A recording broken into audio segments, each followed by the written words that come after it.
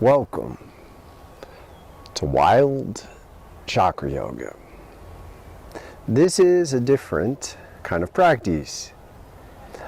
We are empowering you to take care of yourself as much as possible by teaching you in a way that engages your own awareness of how to feel within poses. You learn not just how to engage a healthy practice, you learn how to understand what you need, why you need what you need, and how to expand your boundaries until you need to embrace the best life available to you.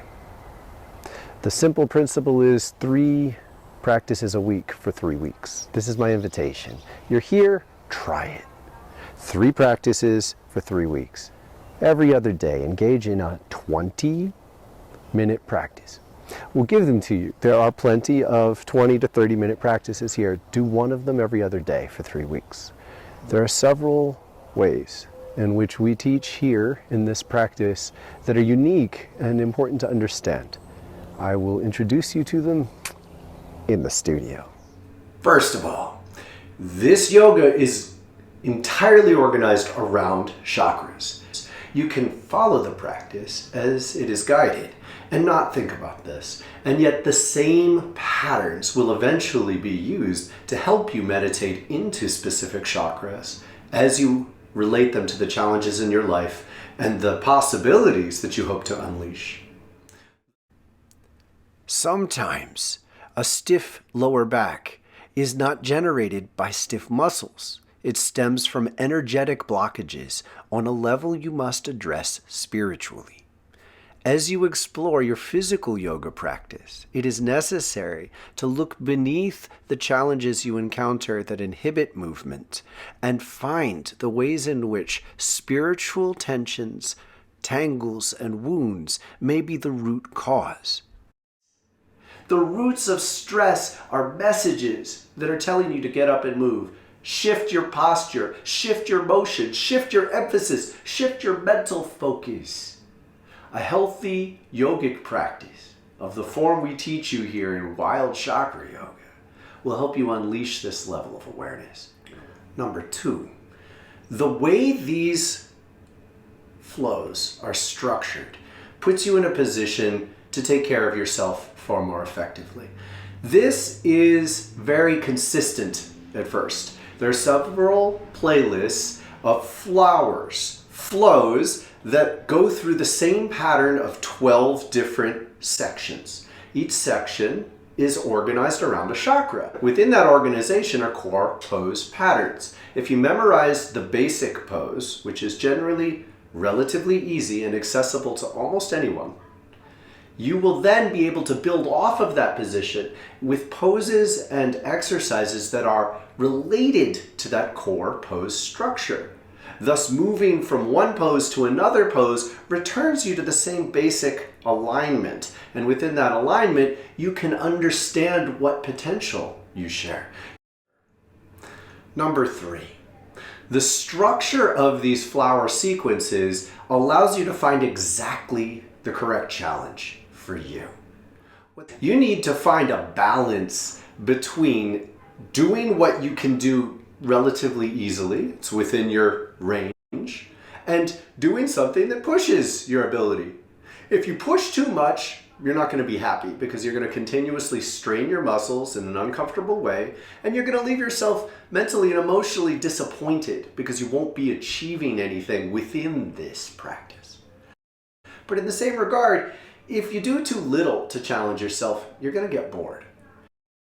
There is a harmony between these kind of challenges that reinforces each other, so each fits.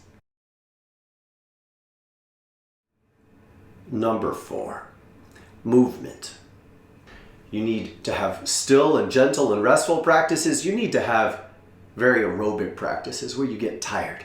Indeed, you need to be able to sweat in your practices. Within your repertoire of how you engage your practice needs to be some practices that tire you out. And those practices are going to be less still. You need to move up, you need to move down, you need to challenge your muscles and your exertion to bring heat into your body.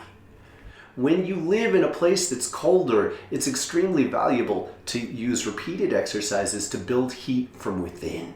In fact, a lot is not possible unless you do these. So we emphasize repeated motion for its own sake. Next level. Your body wants to move in a way that's graceful, in a way that integrates the different muscle motions. And as you repeat different exercises, you will unlock the way in which your muscles most want to move and be activated. Thus, sometimes going straight at a goal is not the fastest way to get there. When you do the repeated movement exercises between two poses, you are teaching your body how to most naturally hold itself within those poses. In fact, your body will be teaching you how it most naturally wants to move and hold different positions. Indeed, one day you will recognize that you've built your muscles and your stamina to the point where you can engage a deeper challenge to hold a more difficult pose. And when you do, you will be able to experience enough success to make it worthwhile. We're not together right now. Therefore, it's crucial that you be more capable of understanding what's happening in your own body. I'm not there. I can't sit there and tell you that you're doing this or that out of balance. So I teach you principles to stay in tune with in order to recognize your body's own signals. 5 basic principles that we teach in the 5 ways to guide your own yoga practice video are going to give you those tools yourself. They're going to empower you to be your own teacher on multiple levels in a way that will liberate you well beyond getting a long list of corrections correct. You're the one who can recognize and rediscover all those corrections. And when you rediscover them, you're not memorizing a list. You're engaging from a core of awareness about how you work with your body, how you integrate your mental awareness, and how you feel the spiritual insight that will unleash a much deeper practice. Create. These and many more gifts are unleashed by the extraordinary grace of yoga itself and the way in which we practice it together. By following the core flower patterns, you will learn to memorize certain sequences. On those sequences are branches, different options. Thus, you're building the ability to guide your own practice.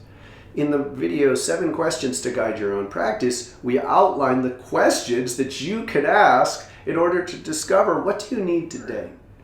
By asking these questions on an ongoing basis, you will be able to create practices that suit your current path and circumstances. You're learning how effective practices are created. The sequences are constructed to teach you how to progress an effective harmonic pattern between the areas of your body that most frequently affect each other. And as a result, you are put in a position where you can learn to understand how tension is created and put back into balance. You will learn to tune into yourself and feel into deeper motion and deeper alignment that allows you to remain conscious, aware, and present in your body every day. Finally, we circle back to the chakras. Yoga, in many ways, is designed to help you meditate more deeply. When you remove ranges of dissonance from your physical body, you're put in a position where you can relax into an awareness of spiritual resonance. When you carry a lot of physical tension, that awareness outweighs your ability to feel and sense resonance. And as you put major physical tensions into balance, you are deepened into a subtle plane where spiritual resonance becomes much more prominent, and you can allow yourself to engage with your spirit far more easily. Thus, you can sit still.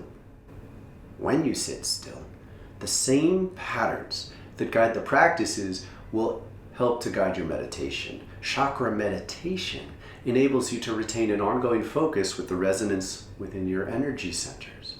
And as you follow that resonance, you learn a lot more about yourself. And the same kind of tools that enable you to diagnose physical imbalances begin to be applied to your spiritual resonance. I invite you to be more natural in your body, in your motion. I invite you to give yourself the gift of becoming more acquainted with the connection between your mind, your body, and your spirit. I'm so happy to offer these gifts to you. I'm so happy to welcome you into this practice. I'm excited to help you explore more deeply. Welcome to Wild Chakra Yoga.